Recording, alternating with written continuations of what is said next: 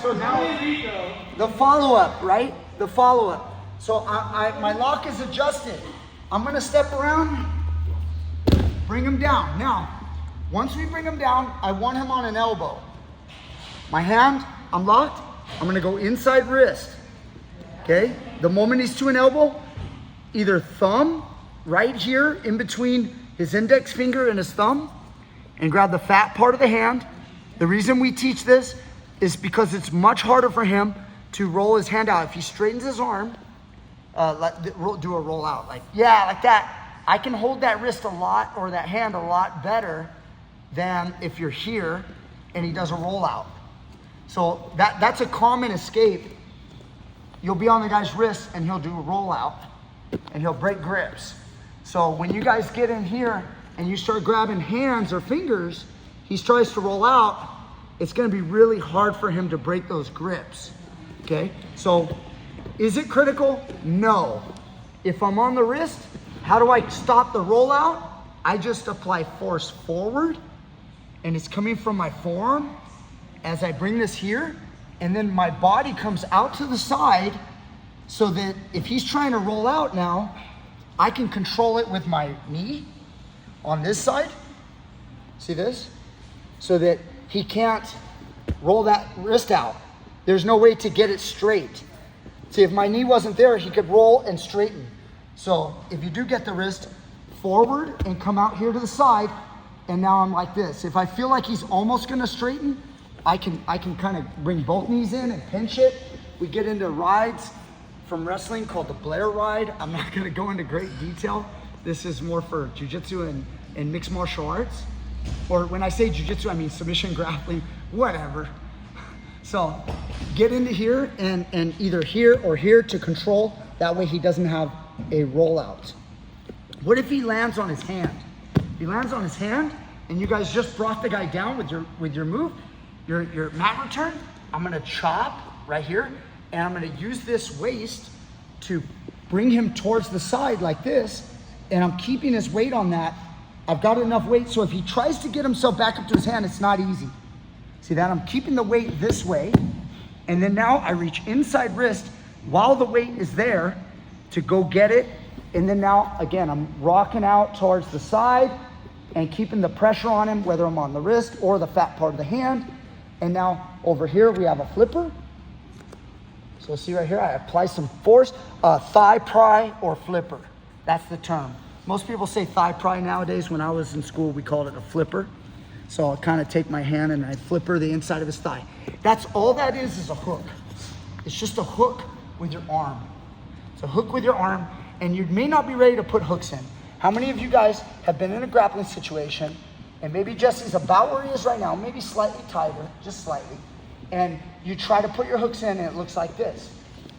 And you're like, it's not time to get your hooks, guys. So now you're like trying to open this guy up. I'm not saying it's impossible. I'm not saying there's ways to do it, but it's not really that time. It's not time yet. So I just use this pressure here. It's crushing his ribs right here. As I'm like keeping that force, feel that, Jesse? Like try to raise up, like try to resist.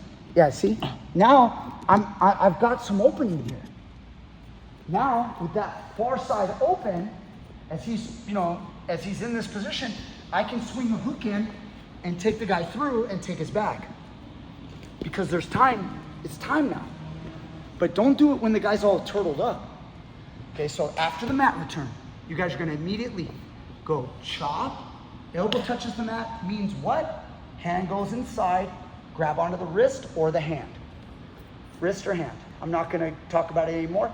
Inside wrist, I'm gonna call it, but you guys know that this means the same thing, maybe slightly better, okay? Once I'm here, what do? Get on my toes, and I'm running out towards the side, putting weight on it so he can't roll out. If I need to use my knee to block it, I can do that. And now, as I'm doing this right here, this other hand, I can cup this shoulder if I like. As I'm bringing him here, if he wants to drop to his side, I had a reaction by Pete earlier, where Pete wants to roll over his shoulder, like tuck your chin. He wants to do this. He wants to roll back to the guard. That's kind of what he wants. See that wrist? If you get a guy giving you that kind of reaction, as I'm going here, I'll just keep this right here and try to stack him right here on his back. If I can force him back to his side, that'd be great. If I feel like I have to let it go, like he's gonna almost Granby, he's kind of rolling. If I have to let it go, maybe I'll let that wrist go and just twist into side control. Try not to go into the guard. If you get a guard player, you get a guy rolling over. But really what I wanna teach is that once you're here, we don't always have to go here and try to get our hooks, which I love, but first, I just brought this guy down. I'm gonna break him down to his elbow, get his wrist, circle out to the side, break him down here. Now that I'm here, I'm doing much better.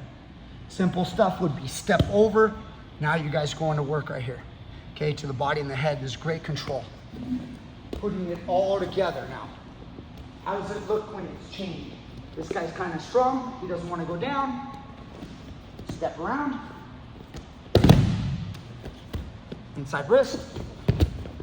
And I run him out this way, okay? Once I run him out this way, here's a little bonus. Take this elbow, put pressure on his hip right here, your forearm. Remember this flipper right here? Bring my elbow back, put some weight on his hip. I could also be coming in here, grabbing double wrist. This is all good. Hugging the shoulder right here is good. You guys see potential for all kinds of stuff later on down the road. There's all kinds of stuff. So, enjoy. Okay, let's go. 1, 2, 3. Can I? Yeah. I was gonna say, can I feel the pressure? Yeah. That way Jesse can see it too. Yeah, of course. So, I'm here. Pop. Drop him here. He's gonna raise up a little. Yep. See that? See, this is what I meant by the weight. Guys, if you go like this, let's say he's up on his hand, and you did like, and then you take it off. You go right back. I can't get his wrist now. He's too strong. I can't pull that wrist in. Just kind of straighten your arm out and like, look, I can't get his wrist. Now I'm like, now he's really doing it. We'll get into other stuff later on what we do when his hand goes out. When he first lands, his hand was here. We pull his body weight over his hand to drop his elbow. And then once they're there. So you see how, even though it's super light, try to get that hand back up so you can feel. See the weight? I'm keeping his weight on his arm so that my hand has time. Then it's forward, and that way if he's trying to get back up, I'm breaking him down and keeping that inside wrist. And if I have to, I use my knee right here so that he can't roll out. If you guys are here in the fight, he just does a straight roll out. He straightens his arm. No. Not rolling to your guard. Just stretch. Yeah, look, here's the roll out, guys. Look. Go all the way this way and then twist. Try that again. And twist. And it broke. Try that again. Ready? Yep, straighten it out. Keep going. There it is. Gotta repeat this. This is a move right here. Go. See that? Go. Good. Now, I'm here. Now when he tries to roll out, I'm keeping ample weight on it. It's tough for him to get up. He starts to get up to his knees. You see how I'm just keeping weight on him. Now if he wants to roll to guard, say you want to do roll to guard, that's not going to work that way, right? And I'm here, I keep that wrist behind his back. I try to stack him. See if I can pull that wrist out, that's gold. We'll keep that. But let's say I can't, like he's rolling to guard. And I'm like, I let it go. I'm coming in side control right here. Okay, try not to let the guy get to guard. If he manages guard, get a guard pass. The moment he rolls, get a guard pass. You know, like now I'm going, if this. If I went like this and he's just rolled right over the shoulder, see, I'm just keeping him stacked. See, like even though he's back in the guard, look, don't let him get back to here. Now he's a fighter. Now he's got offense. Man, if you see how like he rolled and he's here, I'm gonna keep this here as he tries to recover. See, I'm like pushing this above his head. Leg drag, bring him across. It may not be always easy, you'll have good opponents, but remember, always chain your moves together. Take him down all the way, get to the side control minimum or top turtle position. Let's go, 1, 2, 3. Okay. So this is a series, right? We have a mat return, a lift, step around, pop, bring him down, but don't stop. Immediately get him on an elbow. Get that inside wrist. I'm gonna say it, the Dagestani handcuff, the move that Habib, I guess, has popularized a lot. It's honestly, guys, I cringe when I hear that name because it just makes you sound like you just started grappling in the last couple of years. It's been around forever. Many MMA fighters have used it, and it's been in wrestling. It's the most basic thing there is in wrestling. Watch any wrestling match, you're gonna see it 20 times in one match, the inside wrist. So get that inside wrist, pull it in, it's super strong, good control. You're gonna lose them all the time, but get those inside wrists and keep them as long as you can. The longer you keep it, the more control you have. The more control you have, the closer you are to getting to the back, getting to the finish, getting what you want. All right, thank you so much.